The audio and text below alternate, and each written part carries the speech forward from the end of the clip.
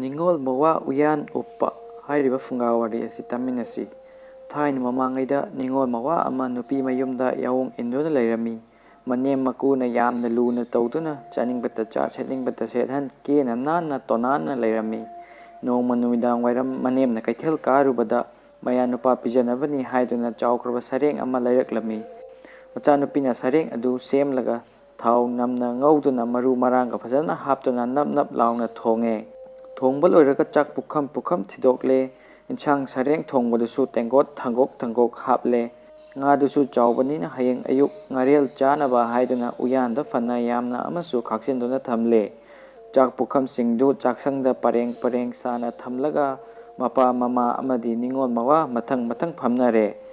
Ningol Mawa adudi minauga oibane Ningol Mawa ni ko haibagi khallubada kharaga ikaibaga chak adu khubiga kudombiga chaptuna khara chare. Manembokna ibungo nangbo kaidauragene yamna chasilune hangoiganune he chak inchanga yamna leiri haphange hairakpada Ningol Mawana yamna liri khwarina ngajau lakchau sida kayabu hainajade hairaga icha chadana mayam loiba ngaiduna leirami. Madu ubada manemduna hairai ainadi pijaningduna leirubasi hainadraboidako mayam chaba loiraduna machil maya sengnaraga magi kada changnakre ahing thengjillakle mi pumnamnak tumnakre. Ningol Mawa dudi ikai khangdagi mapuk thanna chakhidabana tumba yakhidraboire hauna nap launa thongba sareng thongbadu mamitta uduna leire. Makhut manam namlubada hena chaninglaktu ngasai magi nupina uyanda ngarengi damak khakhoba sareng thongbadu tuminna hogatuna chage haina khallaboire. Mi pumnamak tumkhre khangladuna Ningol Mawa du tuminna hogatuna makholga amatta thokhandana chaksangda changkhre. Amambada uyandu koima mabada thengaraduna tapna thangthare aduga yauriba sareng adu loina kotuna chathokle.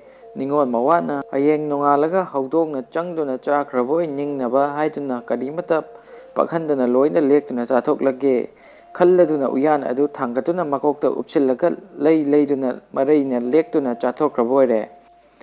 Tanjaduda Ningol Mawana leng otpagi makhol adu manemna makeup thorakpagi matanga chanarubada taredo ma haudongse uyanda thamba nga thongbadu chara malene he haiduna tanthoknaba hogalakpada mai mamlamduna Fungada changduna mai kamnaba kumtharakpagi nasondu Ningol Mawaduna tabadagi uyandu makoktagi satoknaba hotnabada yadraboire. Phana hotnadunasu mayadrabada kanararoi khanglakpana halani haiduna magi ka yawnaba maduna lakpada haudong chakthafam ukhongda thengjinduna makoktagi uyandu bob kaire. Mangak adu makaina mangakta hukchinduna leihore.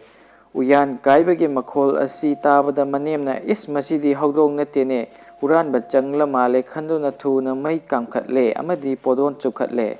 Podon hek chukhatpaga manembokna kanano nupa ama leirise haina yengkhalubada maya nupana uyan mangak adu magi mangakta koina yalaga kiruk yengduna chatpadu ubada khangba ngamdraduna aroibi thakhai nokhairaglami.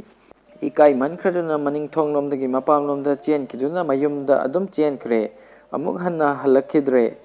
Macha nupi adusu marang taunarisi taraduna hogalakle. Mamana warol pumba tambadagi masu yamna ikaire matomta sonjai onthokpa laibak haibadunida nganna nupa kainau haina tamkhraboidako haiduna ikaibane awabane ani punduna phamungda hiptuna laikhraboide.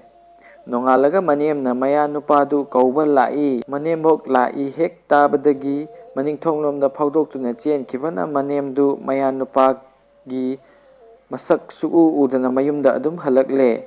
Akonbadadi nupa adu ikaiduna langfaida chenduna lotkibadagi maraibakta amuk halakhidre. Maraibak thiyorabi nupi adudi mapuroiba kainarabi maunaha oina mapunsi chupa laikhribore.